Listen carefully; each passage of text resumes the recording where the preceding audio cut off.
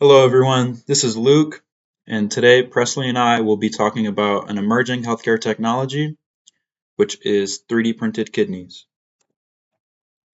So, to set the stage, right now there are nearly 90,000 people on the national transplant waiting list for kidneys, but each year only about 28,000 kidneys are actually transplanted. So, that huge gap means very long wait times, and unfortunately, many patients die waiting for a kidney.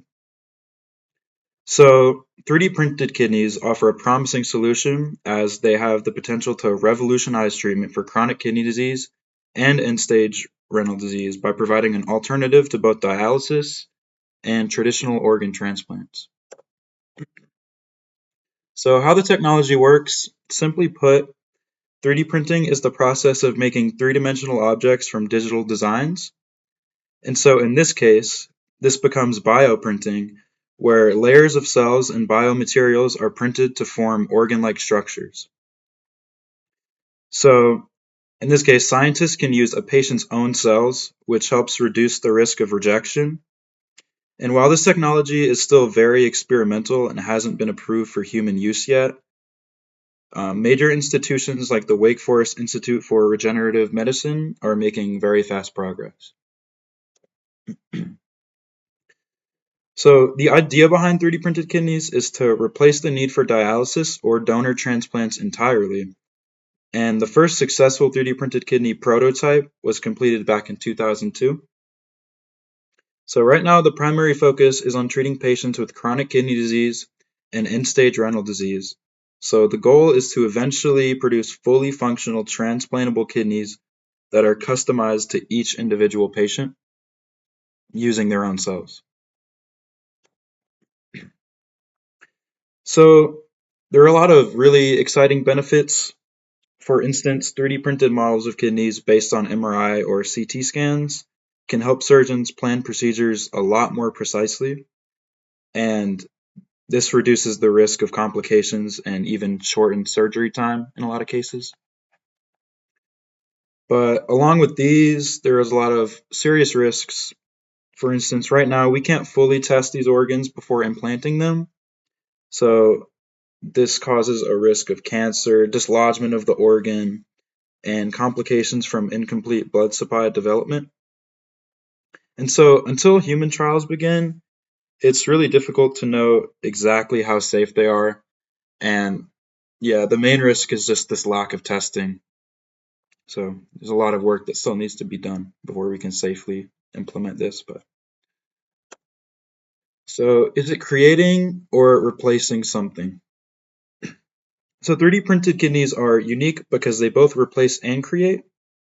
And they could eventually replace the need for donor transplants and long-term dialysis, but they're also creating something entirely new, which is custom-made organs that don't rely on a match and could reduce or eliminate the need for immunosuppressive drugs.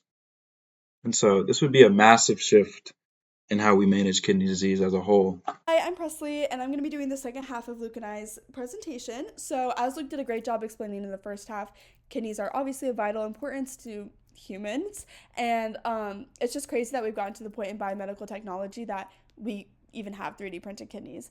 But with that, because it is groundbreaking and would be huge for humans and lowering that transplant wait list, lowering the death rate due to kidney disease, um, it's important that we follow all the right procedure steps and incorporate the right regulations to make sure that this is safe and that everything is being done correctly. So the first thing we have here is require specialized training in regenerative medicine, bioprinting, and clinical transplantation. All that basically to say we want to make sure the people who are researching this, performing this, doctors, whoever it may be, have the correct training and education that they need to do it effectively and safely and have the best interest of the patient in mind. Next, we have ethics. So, using biotechnology to manipulate human nature, that's always a big concern in most biomedical technologies. Basically, it's all under the overarching theme just because we can doesn't mean we should. We can clone humans, but we definitely shouldn't. So, yeah, that kind of falls under like the human nature, natural selection, fate, a lot of people's faith, all come into play when considering, is it okay to make life in a lab? Next is equity of access to care related to the high cost of technology. That one's pretty self-explanatory. Very high cost to do everything involved with this. So it would make sense that people who can afford it will get their hands on it first. But I think just creating policies or laws to make sure it's given equitable access to low income people would make sense. The next two kind of go to bit together. Impossibility of testing the safety of the organ before implantation, and possibility or extreme danger of reversing organ implantation. Basically, because each kidney is curated to the person because of their cells, DNA, blood type, stem cells, etc. We don't really know. We don't have much research on it, so we don't know really what would happen until we are putting this in a person and getting the research from that person. So we can't really do clinical trials on like a pig or something. Like, we have to do it to a specific person who needs this. And with that, we don't know what it would be like to reverse or remove the organ implantation.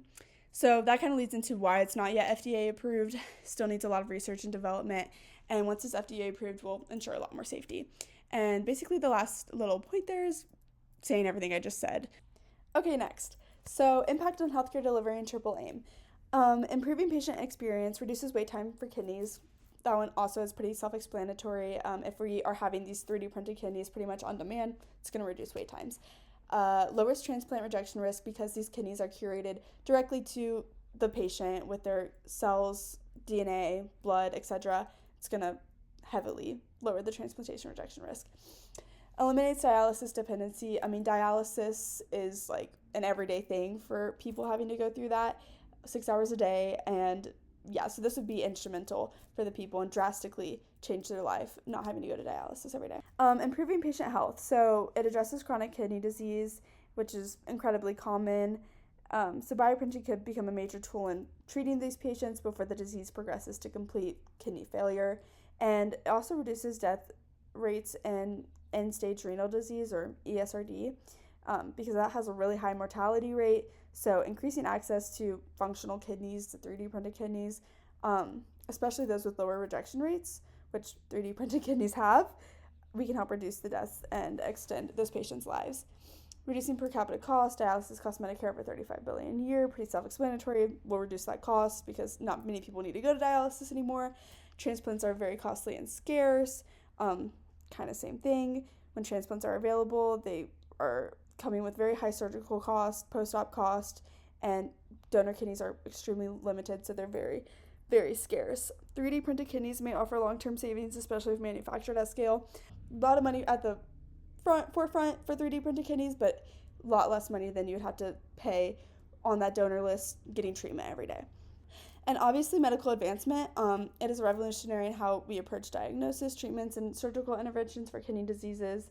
And it's just a whole new way of thinking about organ failure and how surgeries are performed and how we even define like treatable conditions. Next, systems thinking approach. So, this would create a ripple effect on the entire healthcare system. So that's why it's important to think in a systems thinking approach, because we have to consider how hospitals, biotech firms, insurance companies, training programs, and regulators all would interact and adapt to this. So we need continued investment in research to make this a reality.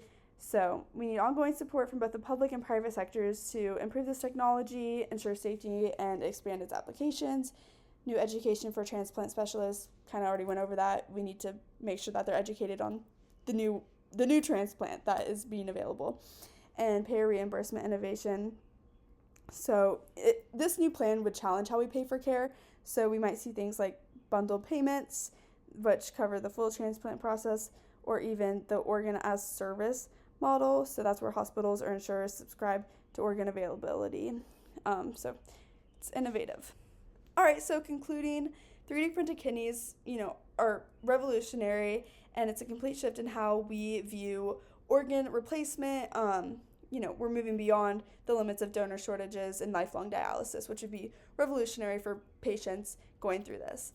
The potential is massive and will lead to large improved patient outcomes, quality of life, equity in transplant access, reduced healthcare costs. To fully realize this innovation, system-wide coordination is essential. So that kind of system thinking approach, we need to make sure that each part of the system works together and adapts together to ensure that everything will run smoothly. It doesn't promise new solutions. It challenges us to reimagine how we deliver care. The future of healthcare isn't just about treating disease, it's about redesigning the system for better health access and innovation. So, as we progress in technology and healthcare, it's important to evolve and progress everywhere else too, including in the people performing, the people researching, the systems involved, etc. So, yeah, and then we just have our sources. Thank you guys.